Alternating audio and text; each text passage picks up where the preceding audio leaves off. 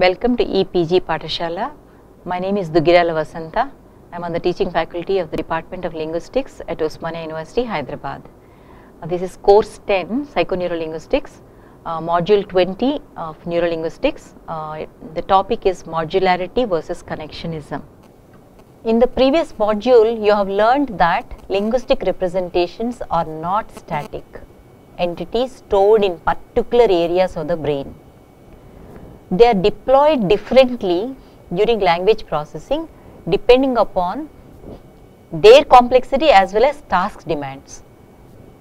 In this lecture, I will discuss one of the most important debates in neurolinguistics. It is about modularity versus connectionism. Basically, the idea of modularity goes with mentalism and nativism, about which you learnt in the psycholinguistics modules right at the beginning. In classical cognitive science and the innateness hypothesis advanced by Chomsky, generative linguists like Chomsky, mind is modular, meaning that symbolic mental representations and linguistic rules interact during language learning and processing, and this happens in specific modules. That is what modularity is. That there are linguistic representations, there are rules, the rules act on the representations, some computation takes place, and all this is happening in a specialized language module which may have sub modules, phonological module, syntactic module, semantic module. So, this is what is modularity. This idea called modularity dominated psycholinguistics, neurolinguistics, developmental psychology, neuropsychology until mid-90s maybe. It's a major idea that mind is modular. What is the evidence for modularity? They say that mind must be modular because how else do we explain that children learning a language world over, they all follow the same milestones. Every child first babbles and then goes through another stage of one word, two word. So the milestones in language development more or less fixed. So across all cultures. So this is an evidence that language learning takes place similarly across everywhere because there is a special module. Our ability to parse quickly sentences with ambiguity, it's not that we are perplexed. If we hear somebody say, the flying planes can be dangerous, there are two meanings which are supposed to come to our mind. But we don't get confused. We pick up various clues and understand the meaning of the sentence as it is required to, as it is appropriate to the context. So we are able to parse sentences, disambiguate sentences quickly. We can't do this if there is no special module. Then there is brain damage. How do you explain aphasic patients who falter in speech production but have no problem understanding? If there is no speech production module, how do you explain this? In Broca's aphasia, probably that module is affected and that is why he can't speak, but he can understand. On the other hand, in Wernicke's aphasia, the patient cannot understand but can speak. So this brain damage can affect language functions independently because they are independent modules. Right? Then they also cite something called language gene. There is a genetic component in a disorder called specific language impairment. So these are some of the evidences cited in favor of modularity. One of the modularists, very well known modularist, is Jerry Fodor. He argued that knowledge about words, they never influence our perception of phonemes. There are a whole lot of psycholinguistic experiments involving phoneme monitoring and things like that. What he is saying is higher level representations do not interfere with lower level representations because they are separate modules. There is a morphology module somewhere, there is a phonology module somewhere. So in other words, top down processing does not interact with bottom up processing. The initial stages of word or a sentence comprehension are not affected by knowledge representations from higher levels. So when we are processing words or sentences, we are not really bringing our word knowledge. Alright, this is what the modularists are saying. But after initial, first we go through symbol manipulations and linguistic processing, linguistic symbols only. We deal with linguistic symbols. After initial linguistic processing in specialized modules, information about context or other factors from outside world may play some role. That's all. Otherwise, mind is modular, language processing is modular. This is modularism. Opposing this view is connectionism. Connectionism is saying it is based on learning theories, behaviorism, associationism, neural networks. Alright. So connectionists question the long held assumption about mental computations are basically symbol manipulations, linguistic symbol manipulations. Generative linguists say that there is an underlying form and there are certain rules which work on that form to give rise to surface form. So in other words, the computation that happens in the brain involves operations on symbols, linguistic symbols, but connectionists are questioning that. Connectionists question the long held notion that mental computation happens on linguistic symbols, that linguistic symbols are manipulated in the computation, in the brain involves symbol manipulation, and that there are rules, there are representations. Connectionists say that they are saying that connectionists posit connections like synapses in the nervous system with interacting levels of information processing. They also say that feedback from the environment is involved in learning. So modularity is, but the term modularity has different meanings in different disciplines. So we need to look more closely at how the term is used in different disciplines. We've been talking about modularity, but the notion of module itself is dealt with differently in different disciplines. So let's look at some examples. In anatomy, for instance, module is a specific structure. In the field of design, it is assembly of structures. This is also true in vision research. In the field of developmental psychology, module is end product of development. It is captured by the notion called neuroconstructivism.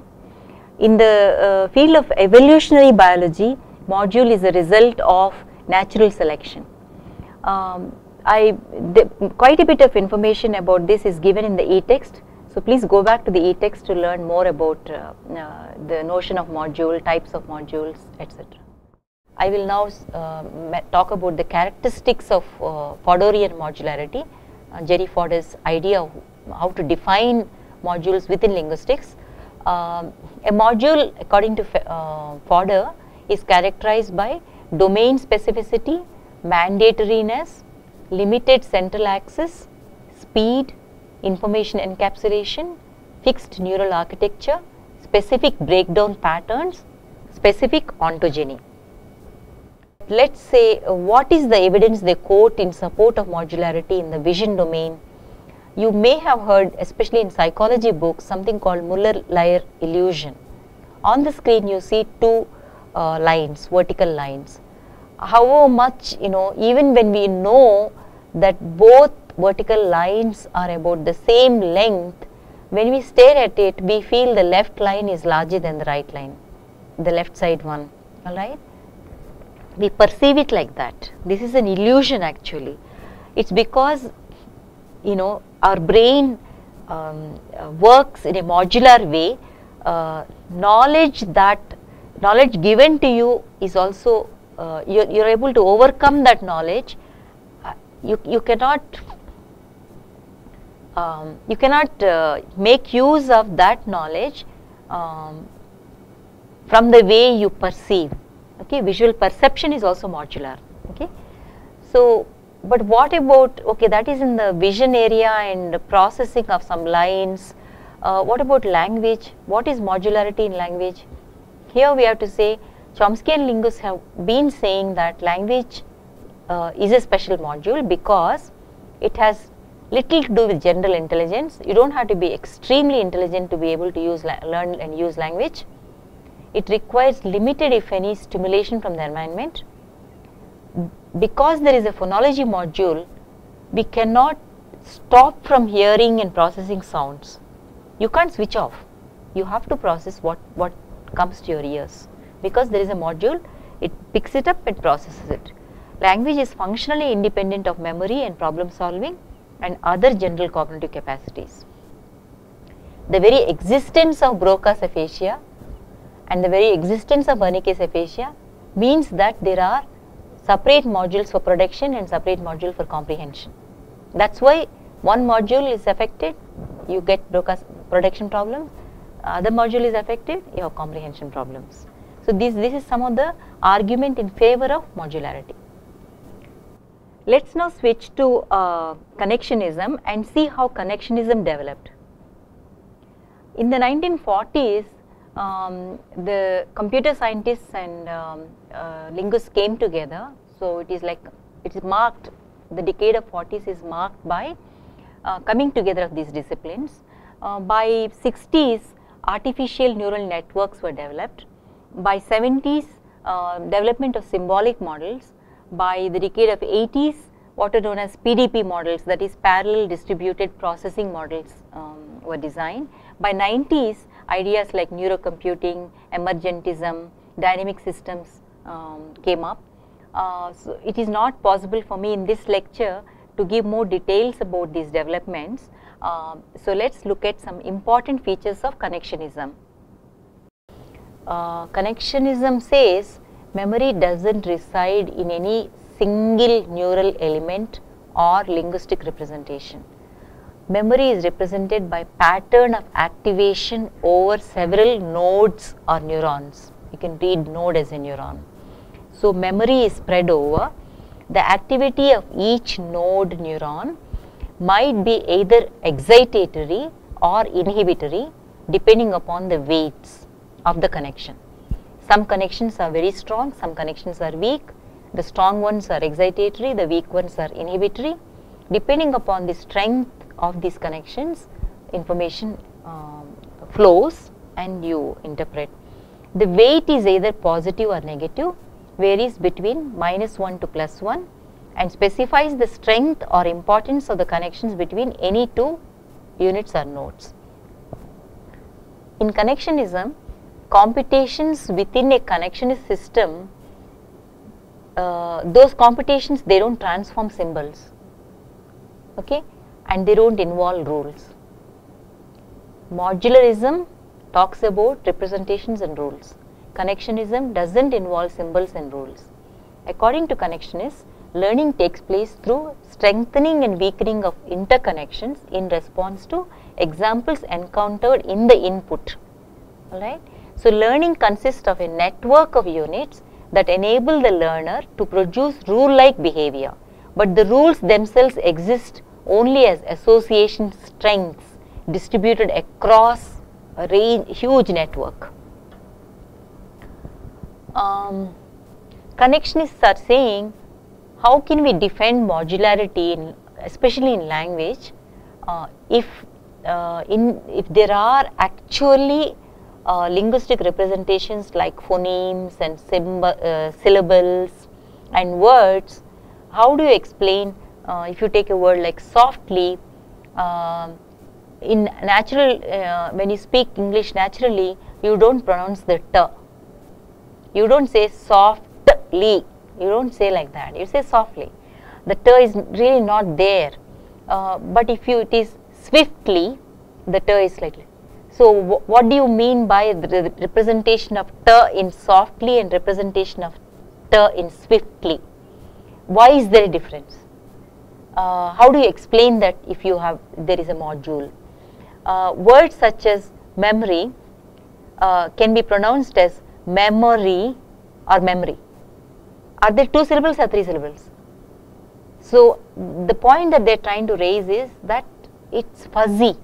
You can't say you can count the syllables in every word clearly. Alright? A word like prefabricate is compositional. You can say prefabricate. Then when you come across predict or prefer, what happens? You are not going to say prefer, predict. You don't do that. Then you can't divide and combine. Whereas prefabricate you can combine. So how can you talk about representations being static, stored in one part? Okay.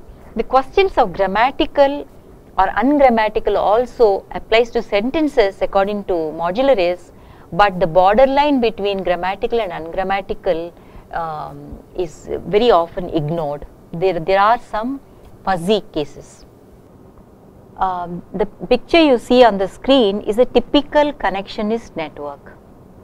You see there are input units. In some books you might come across nodes, input, hidden units and output nodes, and they are all connected. There are multiple connections connecting all these nodes.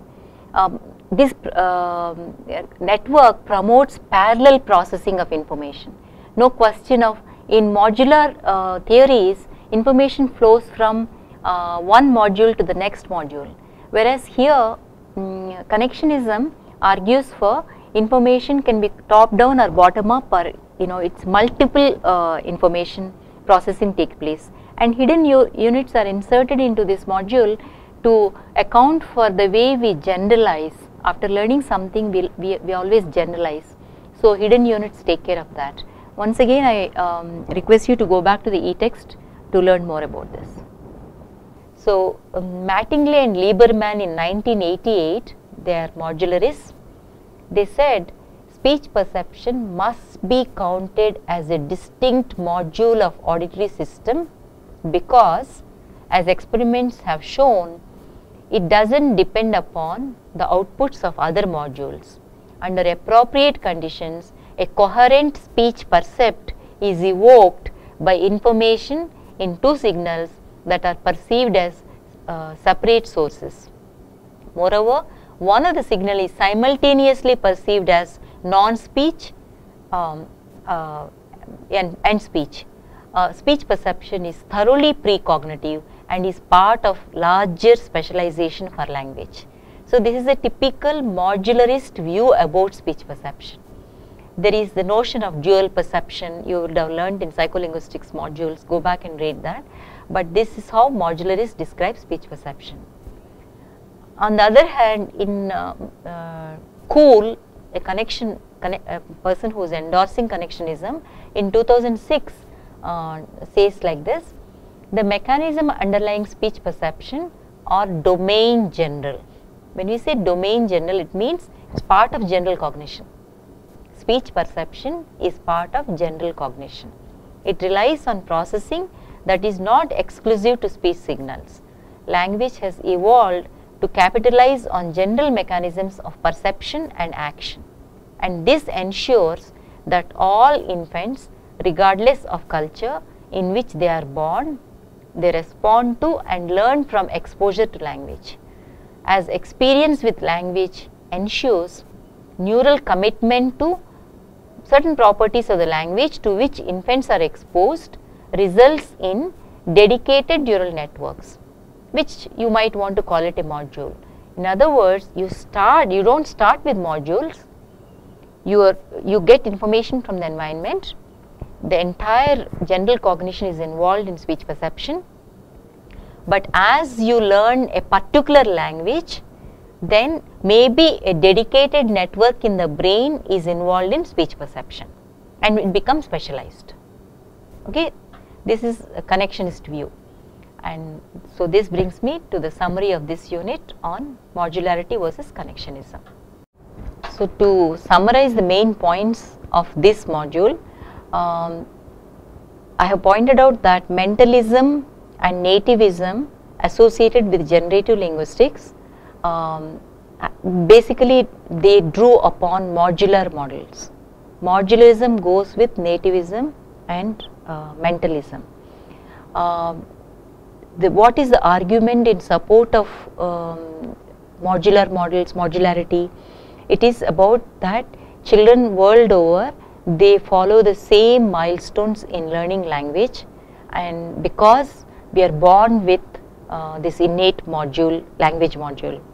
Also, in when the language breaks down, how is it that patients experience problem only in production or only in comprehension?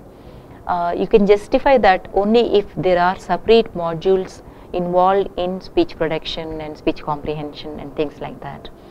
The other example in support of modularism that I just pointed out was in this lecture, that our ability to detect ambiguity in ambiguous sentences, parse sentences quickly, all this is possible only if we believe in innateness and we are endowed with innately specified specialized language module. They also point out, like speech perception for instance, during speech perception we don't draw upon higher level representations is what modularists have argued. But the connectionists on the other hand have questioned the fundamental assumptions of modularism. Connectionism says that you don't need to deal with fixed representations and rules acting on those representations. Connectionists believe in free flow of information from top down, and bottom up information is all the time recruited together. It's not one way, as modularists have pointed out. Connectionists basically say there is intricate interaction among representations, and that learning also takes place when there is feedback from the environment. So that is another feature of connectionism. Connectionists have said that speech perception definitely benefits from general cognitive abilities like attention and memory and things like that, which is ignored by modularists. So these are some of the major differences in connectionism versus modularity, which is a major debate in neurolinguistics, and I hope I was able to point out the major differences between the two concepts. If you have any doubts, do consult the e-text and additional readings mentioned in the e-text. Thank you.